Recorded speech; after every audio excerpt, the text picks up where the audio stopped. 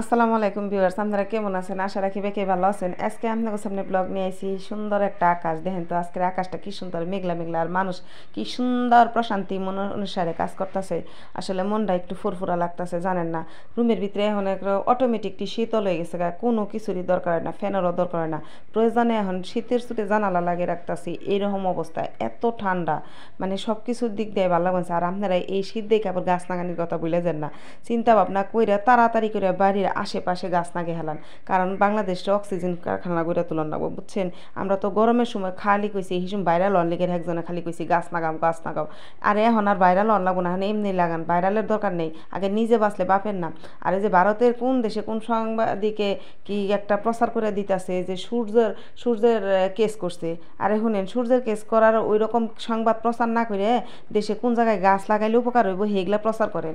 আপনারা দরকার হয় ফ্রিতে গাছ উপহার দেন যার জায়গা আছে যে গাছ লাগাইতে চায়, এক কথায়। আর মনে করেন এখন মেয়েদেরও খুব সুন্দর একটা রান্না করার সময়, মনে করেন রান্নাঘরে কোনো গরম লাগে না, মনে হয় যে রান্নাঘর এত ঠান্ডা, মানে চিন্তা করা যায় না। আজকে যে আমি রান্না করতেছি, মনে করেন আমার ভিতরে কোনো খারাপও লাগতেছে না, কষ্টও লাগতেছে না, মনে হইতেছে যে কত জীবন মনে হয় বাঁচমু, সত্যি কথা যা।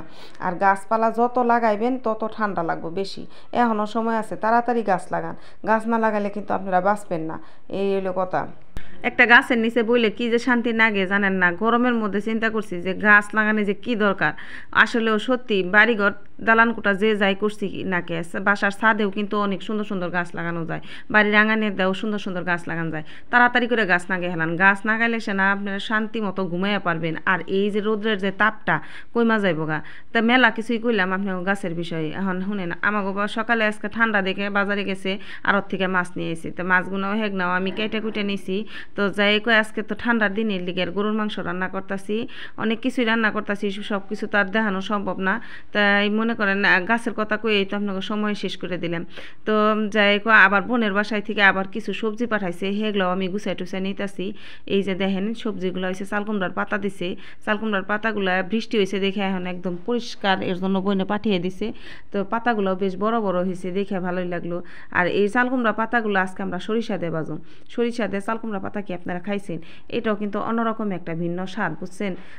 আর এই চালকুমড়া পাতার সাথে আরও কিছু সবজি দিছে, সেইগুলো হয়েছে ধুন্দুল জাতীয় সবজিগুলা। মানে আপার ছাদ বাগানে যা যা হয়েছে সেইগুলাই আমার একটু একটু করে বাড়তে আমার বাসায় দেয়।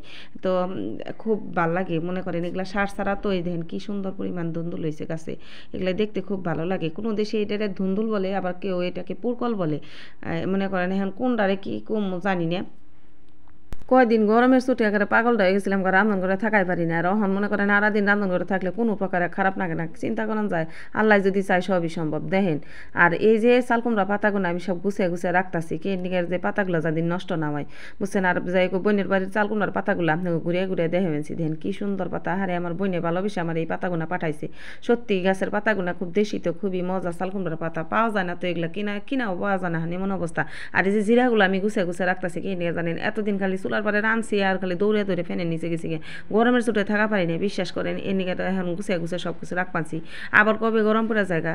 তো যাই হোক, আরেকটা কথা শুনেন, আমার ইউটিউব চ্যানেল আছে মিলি ব্লগস, সেটাই আপনারা ফলো করে দেন। আর ফেসবুক পেজও মিলি ব্লগস নামে, এটাও আপনারা ফলো করে দেন। আর মনের কথা একটা পেজ আছে, ওই জায়গায়ও আপনারা আশা করি আমার ভিডিওগুলো দেখবেন। ওইটার মধ্যে আমার ফলোয়ার আর ওয়াচ টাইম কমপ্লিট হয়ে গেছে। আপনাকে ভালোবাসার কারণে আমি এত দূরে আশা পাচ্ছি, বুঝছেন। আমার খুবই ভালো লাগে আপনারা আমার ভিডিওগুলো দেখেন। তো কথা কইতে কইতে আমি ভিডিওর লাস্ট পর্যায়ে পড়ছে। আর এই যেগুলো হয়েছে সরিষা, মনে করেন এগুলো আগে আমি ধুয়ে রাখছিলাম, এখন আবার মনে করেন আবার একটু ব্লেন্ড করুম দেখে এর লিগে আবারও ধুয়ে নিতেছি, কারণ অনেকদিন বক্সের মধ্যে রাখা আসল, তো বুঝছেন। এগুলো ধুয়ে না খেলে আবার যদি ধুলাবালি থাকে, ছত্রাক জাতীয় জিনিস থাকতে পারে, এর লিগে আর আমি এটা ভালো করে ধুয়ে ব্লেন্ড করে আবার কিছুদিনের জন্য ডিপে রেখে দেবো। আর যখন খাওয়ার প্রয়োজন হয় তখন আবার খাবো আর কি। অনেকে আমার ভিডিওগুলো দেখে আপনারা মনে করা পারেন আমি সারাদিনই বাসায় হাজিরা বয়ে থাকি। আরে ভাই, হাজিরা করে থাকলে তাহলে জিগনা করে কারা? এই যে পাতা বানছি, রান বানছি, মাংস রান বানছি, না তো আমি করবানছি নাকি দেখি অন্য মানুষে করে দিতে পেরেছে। বরঞ্চ আমরা যারা ভিডিও করি না তারাই বেশি কাম করি, আর আপনারা যারা এগুলো কমেন্ট করেন না তারাই কাম করেন না। টাটা।